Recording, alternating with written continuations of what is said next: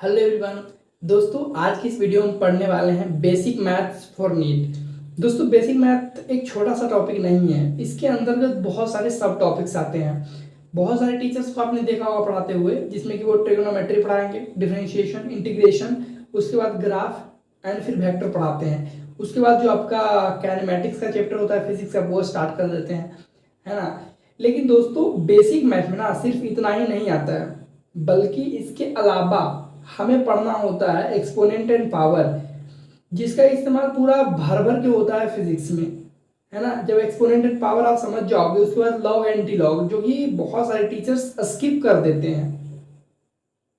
अब पता नहीं वो क्यों स्किप कर देते हैं, और बच्चों को उसी में ज़्यादा दिक्कत होता है। अगर लॉग एंटी लॉग की मैं बात करूं, तो जब आप केमिस्ट्री पढ़ते हो तो वहां पे भी आपका लॉग एंटी लॉग का इस्तेमाल होता है, ठीक है। जैसे कि नर्स्ट इक्वेशन हो गया, ठीक है, इलेक्ट्रोकेमिस्ट्री में। तो काफ़ी प्रॉब्लम्स का सामना करना पड़ता है हमें, और समझ में नहीं आता उस समय, है ना। लॉग एंटी लॉग लॉग कैसे लेते हैं, क्या करते हैं, तो हम इन सभी चीज़ों को देखते हैं। लेकिन उससे पहले ये जरूरी है कि हम एक्सपोनेंशियल पावर का अच्छा सा कॉन्सेप्ट बिल्डअप कर लें, है ना। तो चलिए इस वीडियो में हम शुरू करते हैं कि एक्सपोनेंशियल पावर, पहले हम बेसिक चीज़ आपको समझा देते हैं। लेकिन देखिए एक ओवरव्यू आपको देते हैं, जैसे कि अगर कुछ इस तरह के सवाल होते हैं, 10⁻⁹ इंटू समथिंग करना हो, 3 इंटू 10⁻9 हो, या फिर +9 हो, ठीक है। इस तरह से सवालों को गुना करना हो। आपको नीचे में रहता है 6.73 इंटू 10 समथिंग कुछ हो, ठीक है। तो गुना भाग ये सब में काफ़ी दिक्कत होता है आपको, है ना, क्योंकि मैं ये चीज़ों को समझता हूँ आपके लिए, है ना। तो देखिए ये सब चीज़ों को लिखा जो जाता है स्टैंडर्ड फॉर्म हो गया एक्चुअल में। अगर मैं बात करूँ पृथ्वी के मास को, पहले आपको एक छोटा सा बताता हूँ चीज़ जो कि आपको पता है, लेकिन फिर भी एज अ बिगिनर अगर आप स्टार्ट कर रहे हैं तो आपको ये जानना बहुत ज़रूरी है। हालांकि आपने क्लास 7 में भी पढ़ लिया होगा, लेकिन ये मुझे बोलना नहीं चाहिए क्योंकि मैं आपको सारी चीज़ों को बता रहा हूँ, ठीक है। जैसे कि अगर हमारे पास 16 लिखा हुआ है ना, तो इसको हम लिख सकते हैं ऐसे, 2 दूनी 4, दूनी 8, दूनी 16, मतलब 2 को हमने 4 बार लिखा तो ये बात तो बराबर हुआ। लेकिन इसको हम 2⁴ भी लिख सकते हैं, है ना। इन सभी चीज़ों को 2 कितने बार है, 4 बार, 2 को 4 बार हमने लिखा। इसको क्या बोलते हैं, इसको बोलते हैं एक्सपोनेंशियल फॉर्म, जिसमें कि 2 जो है वो क्या है, बेस है, एंड 4 क्या है, 4 है आपका पावर, है ना। और 2⁴ जो है ये हुआ exponential form. Exponent and power, इसी चीज को तो हमें समझना है। हालांकि 4 को आप एक्सपोनेंट भी बोल सकते हो, there is no issue in this, ठीक है। तो ये आपका बेसिक है जो मुझे पता है, आपको ये अच्छे से आता है ना। अगर हम कोई नंबर लिखते हैं जैसे कि 900, है ना, ये एक्सपोनेंट एंड पावर में आपने सीखा होगा। जैसे कि 900 है तो हम इसको ऐसे लिख सकते हैं क्या, 900.0, कोई फर्क पड़ेगा नहीं। अगर 900 रुपये कह दूँ मैं ये, या फिर केजी कह दूँ, ऐसे भी वही बात बोलूँ, यहाँ पे तो पॉइंट लगा दिया, फिर भी कोई फर्क पड़ रहा है क्या, नहीं पड़ रहा है फर्क, है ना। दोनों सेम ही चीज़ है। अगर यहाँ पे एक जीरो और बैठा दो तो भी वही बात है, भैया 900 किलो ही ये है ना, कोई फर्क नहीं पड़ रहा है पॉइंट लास्ट में बैठाने से। और बेसिकली अगर हम इसको ऐसे हाइड कर दें तो क्या कह सकते हैं, 900 के बाद यहाँ पे पॉइंट है, यहाँ पे पॉइंट है, अगर नहीं भी लिखा हो तो बिल्कुल है, ठीक है। तो अगर बोले कि इसको स्टैंडर्ड फॉर्म में लिखो तो कैसे लिखोगे, तो इसको हम स्टैंडर्ड फॉर्म में लिखेंगे 9 इंटू 10⁻², है ना। तो ये कैसे आ गया, +2 कहाँ से आ गया ये, और ये 9 यहाँ पे कैसे आया। तो देखिए पॉइंट यहाँ पे होता है, इसको खींच के आए हैं, पीछे लाए हैं यहाँ पे, ठीक है।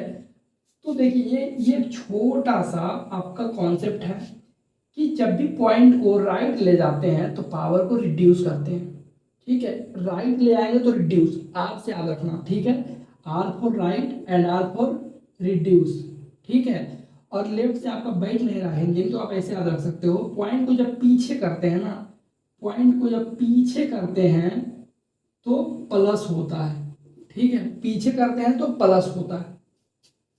यहाँ पे हमने पॉइंट को उठाकर यहाँ ले आया, 2 अंक के बाद 1 अंक, 2 अंक के बाद, यानी कि हम इसको ऐसे भी तो लिख सकते थे। देखिए यहाँ पे 9.00 क्योंकि 2 अंक बाद लिया है ना हमने, ये अंक 2 अंक इस अंक के बाद यहाँ पे हमने लिखा, तो इंटू 10⁻, क्या लिखे 10⁻0 भी तो लिखेंगे तो कोई फर्क नहीं पड़ेगा, नहीं पड़ेगा। तो 2 अंक हमने जब पीछे किया तो +2 करेंगे, है ना, पीछे करेंगे तो प्लस करना होगा पॉइंट को आपको। जो भी आप जितने पॉइंट, जितने मतलब डिजिट को आप पीछे करोगे, पॉइंट को जितने डिजिट के पीछे करोगे उतना प्लस यहाँ पे करना है, ठीक है। तो फाइनली इसको तो यही लिख सकते हैं ना, 9 × 10⁻², यही तो मैंने लिखा था, ये हो गया आपका स्टैंडर्ड फॉर्म। अगर यही रहता इस तरह से 0.9 या फिर ऐसे लिखो 0.0009, है ना, इसको कहता स्टैंडर्ड फॉर्म में बदलो, तो क्या करते, इसको आप यहाँ पे ले आते पॉइंट को, है ना, 9 के बाद, तो क्या होता 9 पॉइंट, इसको 0 लिख दो, कोई फर्क नहीं पड़ता, कोई इश्यू नहीं है ना, इंटू 10⁻, क्या करें 10⁻, भाई 0 हमेशा रहता है, ठीक है, 10⁻0 इसका वैल्यू कितना होता है, 10⁻0 का वैल्यू होता है 1, है ना। तो अगर हम 1 इसमें मल्टीप्लाई करते हैं कोई फर्क नहीं पड़ता है, लेकिन 10 अगर करते हैं तो फर्क पड़ता है, इसलिए तो यहाँ पे 0 लिख दिया जाता है, ठीक है। तो इस पॉइंट को हमने 1 2 3 4 अंक बाद ले गए, है ना, राइट साइड ले गए, पॉइंट को राइट साइड ले जा रहे हैं, ठीक है, यानी 9.0 लिख सकते हैं। अगर 9 भी लिखेंगे कोई फर्क नहीं पड़ेगा, ठीक है, इस तरह से तो भी पता चल रहा है कि इसके बाद लाया गया है, लेकिन दिखने के लिए बस लिख देते हैं, कोई फर्क नहीं पड़ता है। तो राइट साइड कितने अंक के बाद ले गए, 1 2 3 4 अंक, तो राइट साइड ले आ रहे हैं तो क्या करेंगे, रिड्यूस करेंगे, मतलब माइनस करेंगे, यहाँ पे -4 करना होगा। तो यानी फाइनली आपको आंसर आया 9 × 10⁻⁻4, ये आपका स्टैंडर्ड फॉर्म में बदल गया, ये 0.0009, है ना। तो ये हुआ गया एक्सपोनेंट एंड पावर का कॉन्सेप्ट, जहाँ पे कोई भी नंबर को हम स्टैंडर्ड फॉर्म में बोलते हैं। ये क्या है, ये स्टैंडर्ड फॉर्म है ना, स्टैंडर्ड फॉर्म 900 का, यही 0.0009 का स्टैंडर्ड फॉर्म ये हुआ। अगर केजे लिख दे कोई फर्क नहीं पड़ता, कोई दिक्कत नहीं है, आप लिखो, है ना। जैसे कि अब इसका इस्तेमाल यहाँ पे कहाँ पे होता है भाई, देखो आप बड़े बड़े नंबरों को तो नहीं बता सकते ना कि इतना है ऐसे। एक और बात जो कि आपको जानना चाहिए, स्टैंडर्ड फॉर्म में लिखने के लिए नंबर ना, जैसे कि आप लिखते हो कोई नंबर है, जैसे कि मैंने लिखा 9.3 × 10⁻ समथिंग, है ना। तो ये जो नंबर होना चाहिए ना, 1 और 9 के बीच में ही होना चाहिए, ठीक है। आप ऐसे नहीं लिख सकते हो 10.3 × 10⁻ समथिंग, कुछ भी यहाँ पे लिखो, ये स्टैंडर्ड फॉर्म नहीं कहलाएगा, है ना। ये 1 to 9 के बीच में ही होना चाहिए, ये स्टैंडर्ड फॉर्म में नहीं कहलाएगा, स्टैंडर्ड फॉर्म कहलाने के लिए नहीं कहलाएगा, ठीक है। स्टैंडर्ड फॉर्म में होने के लिए कि पॉइंट के बाद हमेशा 1 और 9 के बीच में ही अंक होना चाहिए, ठीक है। जैसे कि मैं आपको एक एग्जांपल देता हूँ, जैसे कि पृथ्वी का वजन कितना है, ओ भाई साहब बहुत ही ज़्यादा वजन होगा, है ना। देखिए बताते हैं कितना है, मास ऑफ अर्थ कितना है 597 फॉलोड बाई 22 zeros, 1 0 2 3 4 5 6 7 8 9 10 11 12 13 14 15 16 17 18 19 20 21 22, इतना केजी है मास ऑफ दी अर्थ, पृथ्वी का वजन इतना है। 597 के बाद कितने जीरो हैं, 22 जीरो, है ना। लास्ट में यहाँ पे पॉइंट लिख दें, कोई फर्क पड़ेगा नहीं पड़ेगा, पॉइंट को हम पीछे उठा कर लाएंगे यहाँ पे, है ना। ये नहीं कि यहाँ पे हम लागू बैठा देंगे, बैठाएंगे तो आप स्टैंडर्ड फॉर्म में तो बदलने का बदलिए दीजिएगा, ठीक है। अगर हम ऐसे लिखें, देखिए यहाँ पे हम लाएंगे, ठीक है, पॉइंट को यहाँ पे लाएंगे, क्योंकि स्टैंडर्ड फॉर्म में बदलने के लिए जरूरी है कि हमें 5, मतलब कि जो स्टैंडर्ड फॉर्म होता है 1 और 9 के बीच में तो होता है पॉइंट के पहले वाला डिजिट, है ना। तो 5.97 × 10⁻, क्या करें बताइए, कितना करें, कितना हमने पीछे किया है, कितना डिजिट 22 को तो 0 पे हो गया, और 2 वही वाला, है ना, पॉइंट यहाँ पे आया है, देखिए तो 22 तो 24, हमने 24 डिजिट पीछे घसकाया है। तो पावर अगर मान लो पहले से भी रहता कुछ यहाँ पे, जैसे कि यहाँ पे तो 0 हम ही है, कुछ नहीं है, तो 0 पावर 0 होता है तो 1 होता है इसका वैल्यू, ठीक है। तो यहाँ पे 0 हमने 24 पीछे किए हैं ना, तो 24 पीछे किए हैं, तो क्या करेंगे, लेफ्ट ले जाने पर इंक्रीज करते हैं, मतलब प्लस करते हैं भाई, देखो तो यहाँ पे प्लस कर देंगे, है ना, कितना 24। तो इसका फाइनल आंसर होगा 5.97 × 10⁻24, इतना केजी आपका आंसर हो गया, ठीक है, इतना वजन हुआ पृथ्वी का।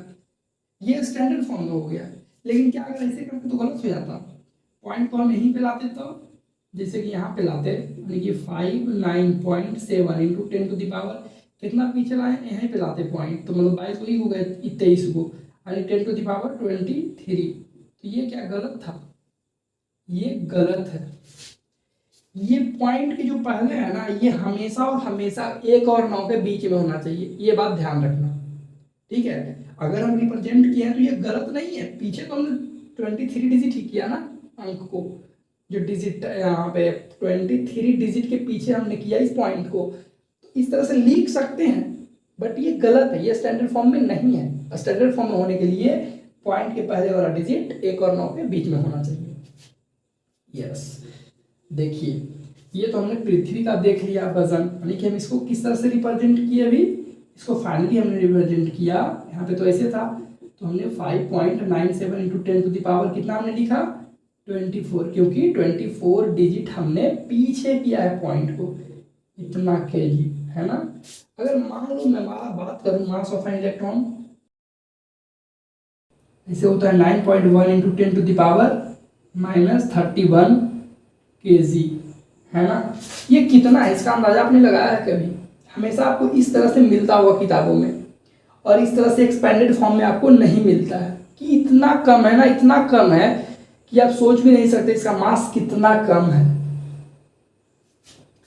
तो देखिए हम इसको एक्सपैंड करते हैं, तो एक्सपैंड करने के लिए क्या करें, देखिए क्या करेंगे, पॉइंट हम इसके बाद यहाँ पे -31 है, इसका मतलब क्या है, -31 है, तो माइनस कब होता है पावर, देखिए तो मतलब कम हुआ है ना, रिड्यूस हुआ है, मतलब राइट साइड ले गया होगा, है ना।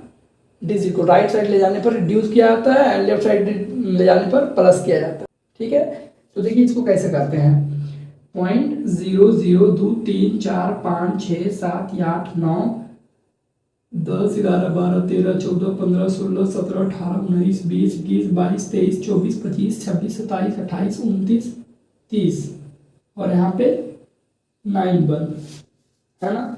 इतना केजी है मास ऑफ द अर्थ, यानी कि पॉइंट कितना 0, 3 3 6 3 9 3 12 3 15 18 3 21 22 23 24 25 26 27 28 29 30, है ना। तो पॉइंट को अगर हम यहाँ पे ले जाएं, ये कितना हो गया, 1 2 3 4 5 6 7 8 9 10, मतलब 30 जीरो है, और एक अंक ये हुआ 9, तो मतलब कि पॉइंट को हम कितना आगे ले गए, 9.1 लिख रहे हैं, मतलब इसको मिलाकर टोटल 31 डिजिट हुआ ना। तो हम राइट साइड से 0 अगर लिखना चाहे तो कितना लिखे, यानी कि राइट साइड कितना ले गए हैं, 30 डिजिट ना, 30 को तो 0 हो गया, वो 9 को मिला के 31 को, है ना।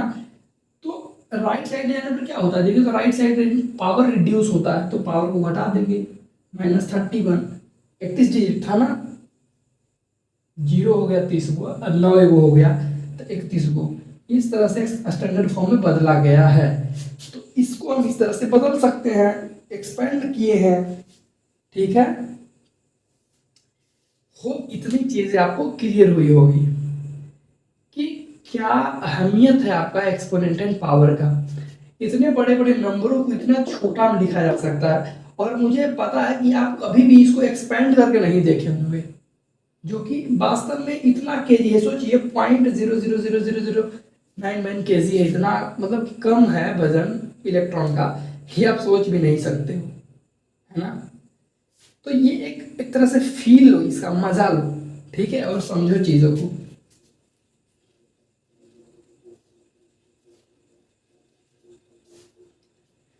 अब हम कुछ बेसिक चीजों को पहले देख लेंगे, एक्सपोनेंट एंड पावर में जो नॉर्मल सा कॉन्सेप्ट यूज होता है। तो देखिए पहला रूल आपका ये है, अगर बेस सेम हो, ठीक है, और गुना हो रहा हो, और उसमें पावर अलग अलग हो, जैसे यहाँ पे m हो और यहाँ पे n हो, पावर अलग अलग, जैसे एग्जांपल देखो 2 है इंटू 2 है, अब पावर यहाँ पे 4 है ऊपर 6 है, तो क्या करते हैं, रिजल्ट इसका क्या होता है फाइनल, इसको हम लिख देते हैं, बेस जब सेम होता है तब, ठीक है, पावर जुट जाता है, ये होता है, ठीक है, मतलब कि इसका रिजल्ट 2 टू द पावर 4+6 क्या हो जाएगा, 4+6 कर देंगे यानी कि 2+2 पर 10 हो जाएगा। ठीक है, ये आपका आंसर है। इसी का एग्जाम्पल मैंने बताया। ठीक है, तो सिंपल सा चीज़ था। तो यही मैं बात बता रहा हूँ कि जब बेस सेम हो, पावर अलग अलग हो, तो इसको हम ऐसे लिख सकते हैं, x⁻, पावर को हम ऐड कर देते हैं। ठीक है, दूसरा अगर अब 100 और डिवाइड में हो, ठीक है, बेस सेम में हो और पावर अलग अलग हो, ठीक है, तो क्या करते हैं, x⁻m - मतलब पावर को सब्ट्रैक्ट करते हैं।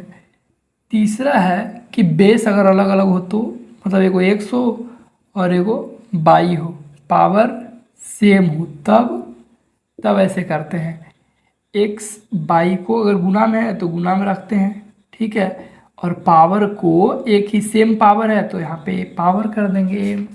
ठीक है, और चौथा ये है कि अगर भागा में हो और दोनों बेस अलग अलग हो, पावर सेम हो, तो क्या करेंगे, सेम वही बात, x/22 कर देंगे, x/22 लिखो। ठीक है, पावर m, तो इसको लिखने का तरीका ऐसे भी है, x/22 पावर m। ठीक है, इस तरह से लिखो, समझ आया। चलो इसको ऐसे ही लिख देते हैं, आपको अच्छा रहेगा, x⁻22 पावर m ऐसे रहेगा।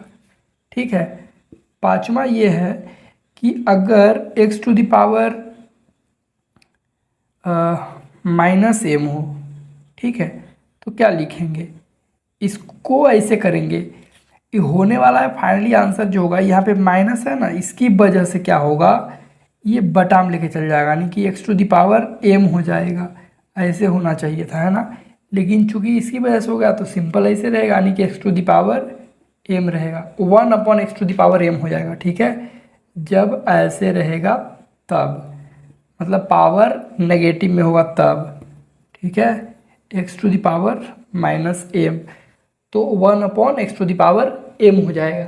ठीक है, और छठा नियम ये है कि अगर x⁻0 हुआ तब, तो इसका वैल्यू 1 होगा। Power of anything is equal to value, अगर उसका लिखना हो तो क्या लिखोगे, 1 लिखोगे। ठीक है, पावर 0 होना चाहिए। ठीक, और एक सातवां है जो कि बहुत कॉम्प्लेक्स है, इसको समझाना पड़ेगा। अगर पावर कोई 0 हो नंबर और उसी का पावर अगर पूछे, तब इसका आंसर क्या होगा, 0 का पावर 0, तो ये होता है नॉट डिफाइंड। कैसे, ये आपको समझना होगा। तो चलिए समझाते हैं। देखिए, पहले तो अगर हम 0 × 0 करें तो क्या आएगा, रिजल्ट 0 ही आएगा, है ना। 0 × 1 करेंगे तो क्या होगा, 0 ही आएगा। 0 × 2 करेंगे तो 0 ही आएगा। मतलब अगर 0 किसी से मल्टीप्लाई होता है तो फाइनल आंसर आपका 0 ही आता है ना। अगर हम ऐसे करें तो 1 का पावर अगर 0 हो तो इसका आंसर क्या होता है, 0, सॉरी, इसका आंसर 1 होता है। 2 का पावर 0 हो तो इसका आंसर 1 होता है। 3 का आंसर अगर 0 हो, 3 का पावर 0 हो तो इसका आंसर भी 1 ही होता है। इससे कुछ समझ में आ रहा है। देखिए, इससे क्या समझ में आता है कि अगर हम 0 का पावर 0 करते हैं तो इसका आंसर नॉट डिफाइंड क्यों होता है। देखिए, ये जो पावर में 0 है ना, ये आंसर को 1 बनाने की कोशिश कर रहा है। यहाँ पर देखिए, पावर में जो 0 है वो आंसर को 1 बनाने की कोशिश करता है, चाहे किसी का पावर हो। अगर हम a का पावर 0 लिखे तो इसका भी आंसर 1 ही होगा।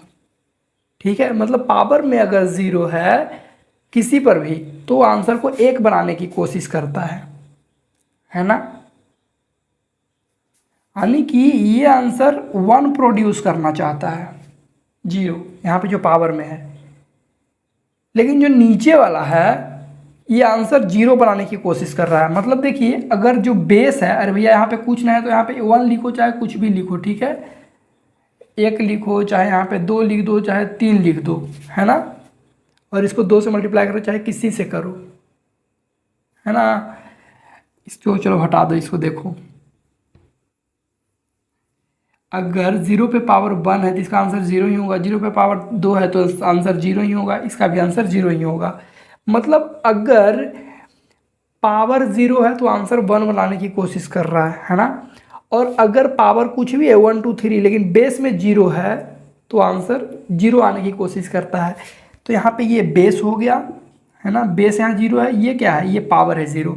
तो बेस हमेशा आंसर को 0 बनाने की कोशिश करता है, मतलब ये आंसर 0 प्रोड्यूस करना चाहता है, और जो पावर में 0 है वो आंसर को 1 करना चाहता है। तो यहाँ पे दोनों ऐसे रिजल्ट हैं, जो एक 1 करना चाहता है, एक 0 करना चाहता है।